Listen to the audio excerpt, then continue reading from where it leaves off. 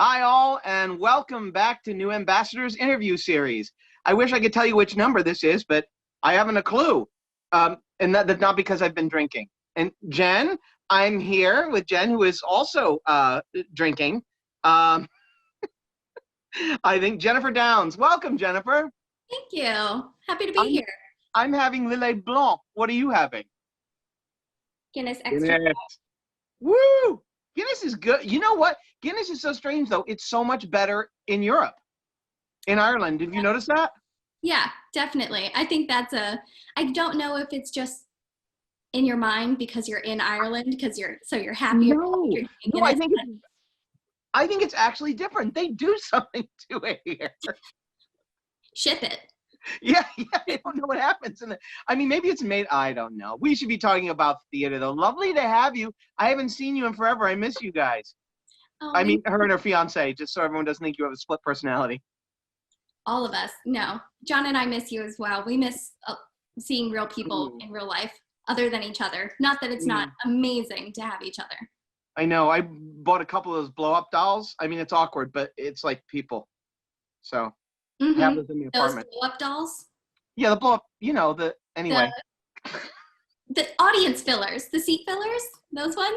No, yeah. Todd, come on. You should leave that in. David, you got to leave that in. That's funny. All right, here we go. Now for the questions.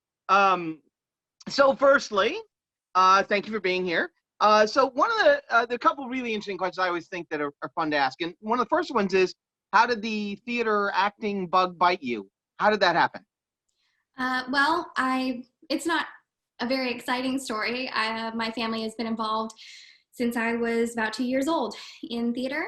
My family worked with a local theater company in Lake Charles, Louisiana, which right now many people may have heard of for the first time after Hurricane Laura. But my mom was the assistant director for about 10 years. My dad did everything from acting to lights to building their sets. So my sisters were always dragged along, as was I. So it's just always kind of been there. But that's a great story. That's not an interesting story. That's like, you're like the person that was, born in the trunk on the road or backstage, born backstage. How old were you when you first stepped foot on stage? I think my first time on stage was probably when I was 4 or 5 as one of the orphans in The Miracle Worker, one of the orphans from the beginning that she's taking care of. That's really cool. Non-speaking.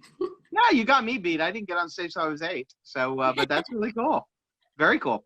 How did you, I don't remember, I don't even know this. How did you get involved with New Ambassadors? Where did we find you? At the labs. I knew a bunch of people who had been going to the labs, and one, I think it was maybe Joe Ford, was being read, and Doug Johnson, I think, was reading for him. Just a bunch of people that I knew from the Esper studio. So I tagged along, and I loved the discussion that happens at the labs. It's the best part about it for me. It's the part I miss the most, not being in person.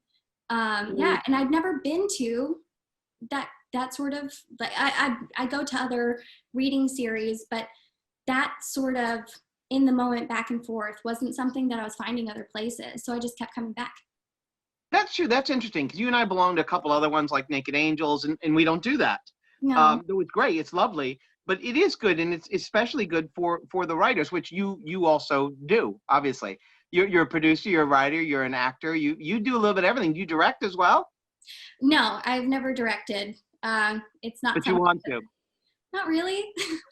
I think at some point it might be, in my future, if only out of necessity.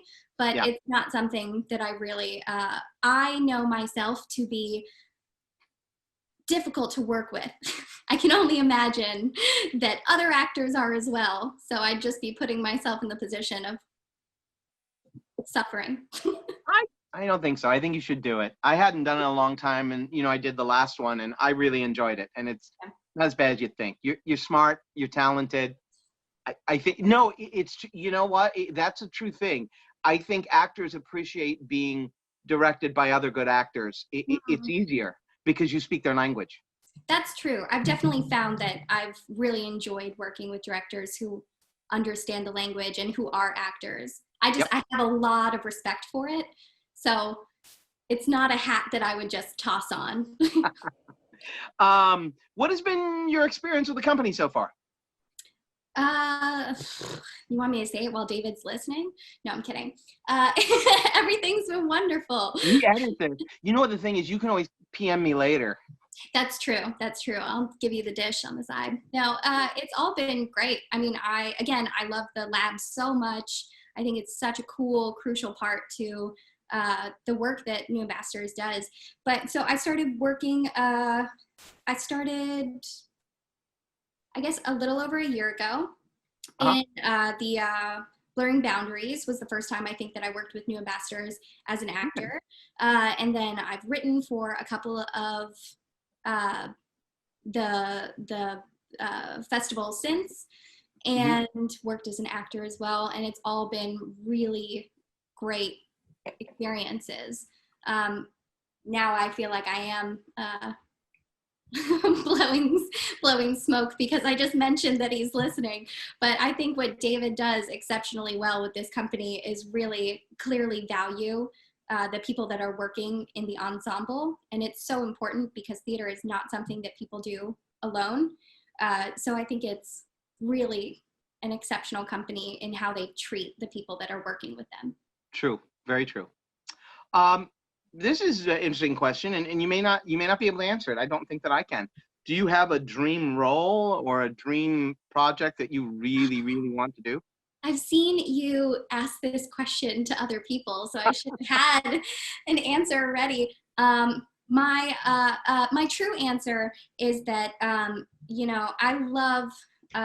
very much admire the work of Jennifer Lawrence. I think she's incredible. However, if they wanted, for absolutely no reason, would make no money, if they wanted to unnecessarily reboot The Hunger Games, I'm here. I loved those books so much, and I think that's like my dream role. That's cool. All right, now I'm gonna have to watch them or read the books because I never have. And if you like them, I feel it might be something I would enjoy. Oh, the books are so good. They're Okay. just really, I mean, they're, YA novels. So you have to take it with that in mind. But I think they're so well written and really just like political and captivating, as well as just a really well told story. I think that's fun. I loved Harry Potter. I remember I had a voice teacher when the novels first came out, and he goes, "This is weird for me to recommend this to you because it's a kid's book." Yeah. And I remember reading them, and I was like, "Oh my God, I love these." Right? Yeah. I still read YA novels. Yeah. If you hadn't become an actor, writer, would you have had? And I know you've been doing this for so long. Did you ever have thoughts about an alternative career? Um, hmm. Not Right. really. Oh. Not What would really. you have done? I had a double major in college of I had 3 majors at one point, one of which was history. But then I had a double major in physical theater, so it's still kind of the same. Yeah. But if I had stuck with it, I got a couple of injuries my senior year, and it kind of switched wow. my focus. But I think there's a world where maybe I kept that physical theater focus, and I probably would have given myself, 3 dozen new injuries in the time since, but it would have been fun, I think, to pursue that more circusy Did you route. do like some sort of clowning or just expressive like theater with movement or There commedia? was a lot of just like movement-y kind of stuff. I also, my Like college Anne Bogart kind of stuff? I don't know about that, but my college program was very lucky to have an aerial silks program, and I was Wow. really involved in that. And something called corporeal mime, which most people maybe don't know, but was something that I only got a little taste of.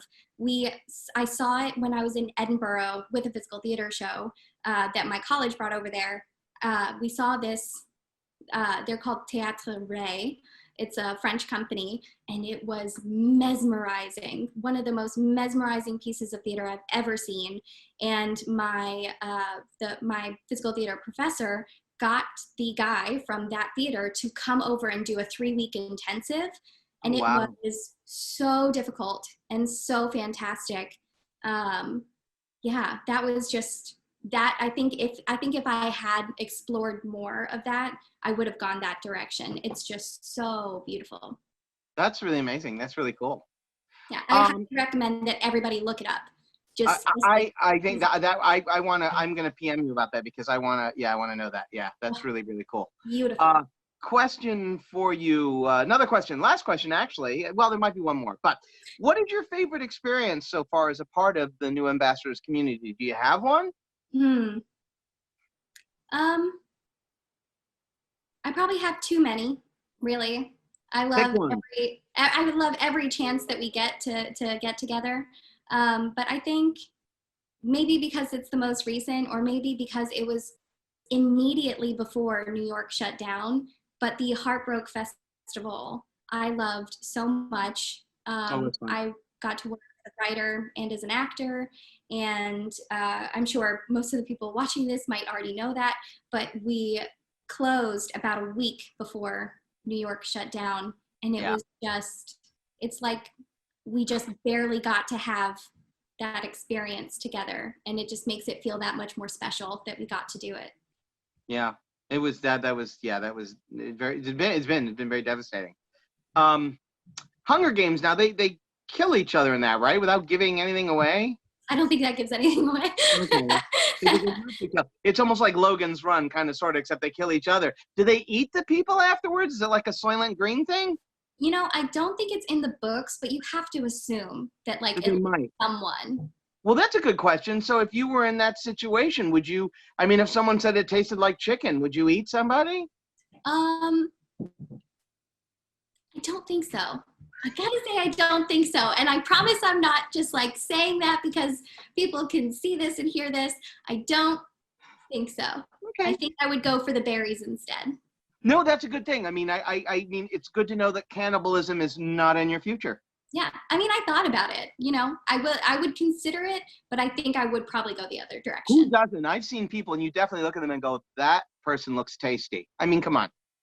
You live in New York, so of course. Thank you so much. That was actually the last question, a frivolous, silly question, but there are a lot of tasty people in New York. And I think you're one of them. And I don't mean that in a bad way. Thank you, Jennifer Downes. Lovely. I cannot wait to see you in person. Take care. Love ya. Bye-bye.